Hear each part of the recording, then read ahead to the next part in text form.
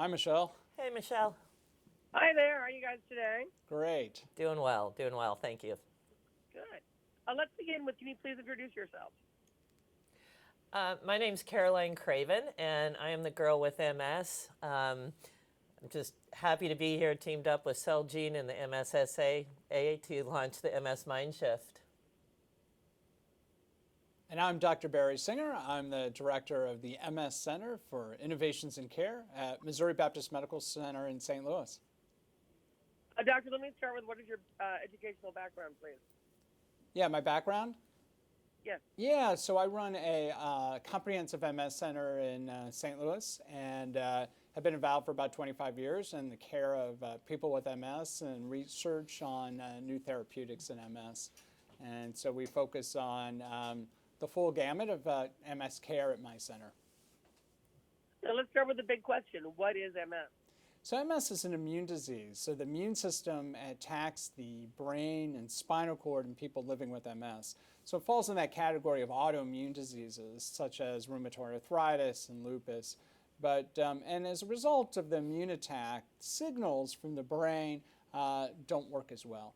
So people can have symptoms of numbness, weakness, and they generally start out with attacks. So it'll be like a week or 2 months of a neurologic symptom, such as numbness in the legs that comes up the torso, trouble seeing out of one eye, maybe double vision, spitting sensations. So these neurologic attacks keep happening, and it might be a couple months between attacks, it might be a year, a couple years, and unfortunately over time this can lead to progressive disability. The good news is, yeah, go ahead. How does someone get MS? So MS is, most of the time it's random. So most people don't have a family history, although there's an increased risk if you do have a family history. There's a few factors that trigger, increase your risk though. One is smoking before age 17, so we don't want people smoking. Childhood obesity increases the risk, low vitamin D, and exposure to the Epstein-Barr virus, which is infectious mono. Although a tremendous amount of people have been exposed to mono and don't get MS. Now, Carol, tell us your story.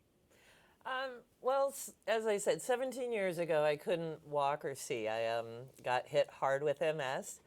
And over the last 17 years, my journey has really taken me a lot of places. And I have to say, I really appreciate having the MS because I've learned so much. A lot of the stuff that I've been learning and teaching myself and that's really empowered me is taking control of my health and being able to do the things that I can do to make my life better. And a lot of this is good, healthy eating, mindfulness, awareness, exercise, yoga, different aspects of that. But the main two things that I like to focus on are staying positive and building your community around you. There's a lot of community out there between family and friends and people with MS that can help.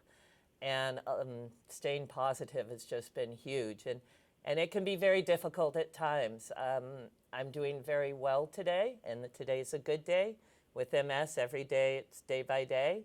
But I still struggle with a lot of bad days, down times, and things like that. So it's a challenge. It's a daily challenge.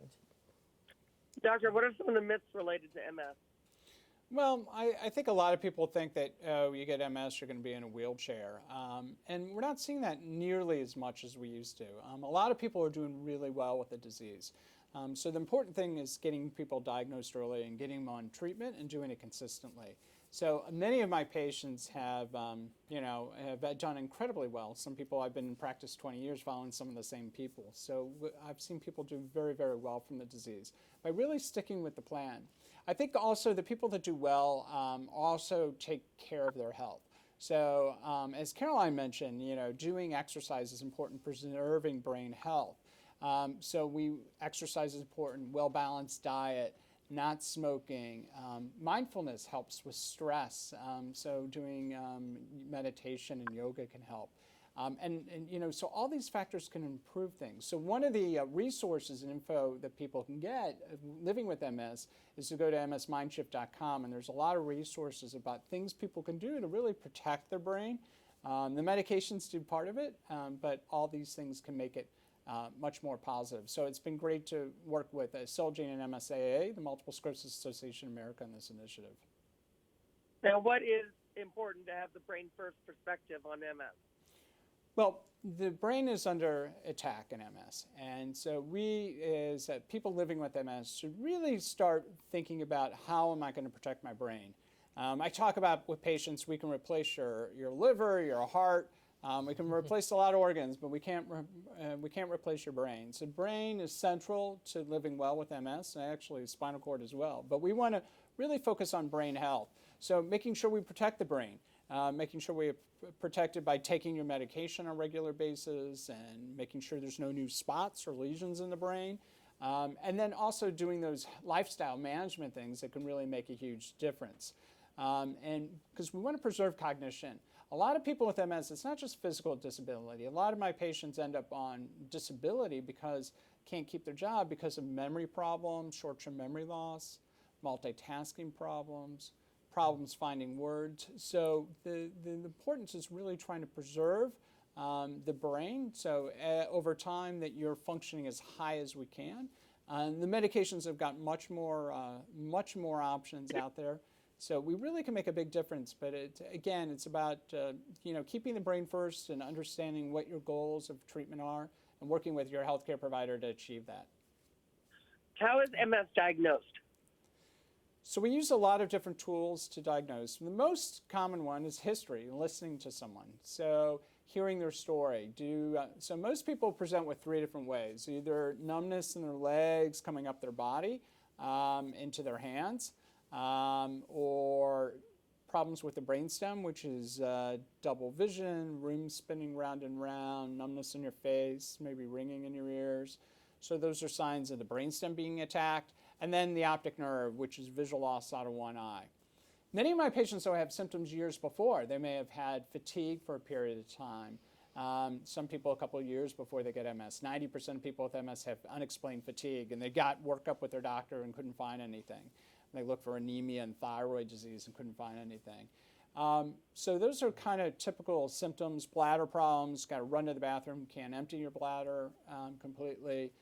Constipation. So there's an array of different symptoms that may be going on.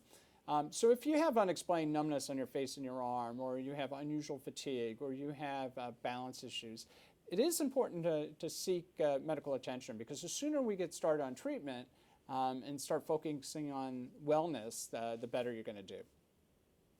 Is there an age where people typically get MS? So the average age is between 20 and 40 when you get diagnosed, but there's now pediatric MS centers around the country, because there's kids as young as 5 that can get MS. And I've diagnosed a lot of people later in life, 50s, 60s, and even a few in the early 70s. So MS can really attack at any time, but most people are in their 20s and 30s when they have their first attacks or symptoms of MS. So again, if you're having these symptoms, it's really great to get them checked out. Generally, how we diagnose it, we'll look at an MRI scan. So your primary care, or if they refer you to a neurologist, we'll get MRI imaging, the brain and spinal cord, and look for lesions or spots in the brain. And then if there's a question, lumbar puncture or spinal tap is abnormal in 90% of people with MS. Now, where can we go to get more information? Well, one place to go is msmindshift.com. And on this website, you're going to find a lot of interesting information about MS, about the brain, about the critical role the brain plays in the disease. And it's also going to give you some tips on how to live healthier and to help keeping that brain first mentality. Another place you can go, my own personal blog, is girlwithms.com, and I like to focus on keeping it positive and putting some tips and tricks in there to stay healthy and say, take that MS. Thank you very much. I hope you have a great day. Appreciate it. You Thanks too. for the invite. Have a good one. Bye-bye.